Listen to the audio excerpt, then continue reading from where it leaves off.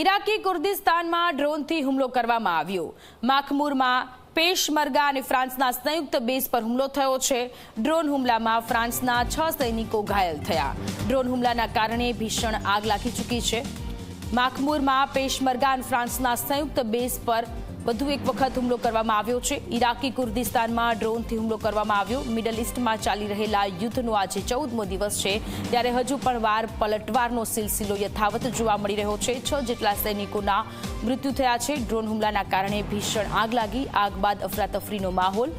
6 સૈનિકો ઘાયલ થયા હોવાના સમાચાર છે। માફ કરશો, 6 સૈનિકો ઘાયલ થયા છે। મિડલ ઇસ્ટમાં ચાલી રહેલા યુદ્ધનો આજે 14મો દિવસ છે, ત્યારે ઇરાકી કુર્દિસ્તાનમાં ડ્રોનથી હુમલો કરવામાં આવ્યો છે। મખમૂરમાં પેશમર્ગા ફ્રાન્સના સંયુક્ત બેઝ પર હુમલો કરવામાં આવ્યો છે, જેમાં 6 જેટલા સૈનિકો ઇજાગ્રસ્ત થયા છે। આજુબાજુમાં અફરાતફરીનો માહોલ। તો ઈરાને વધુ એક વખત હુમલો કર્યો છે। ઇરાકી કુર્દિસ્તાનમાં ઈરાન દ્વારા હુમલો કરવામાં આવ્યો છે। ડ્રોનથી હુમલો કર્યો છે ઈરાને। માખમૂરમાં હુમલો કર્યો છે, ત્યારે 6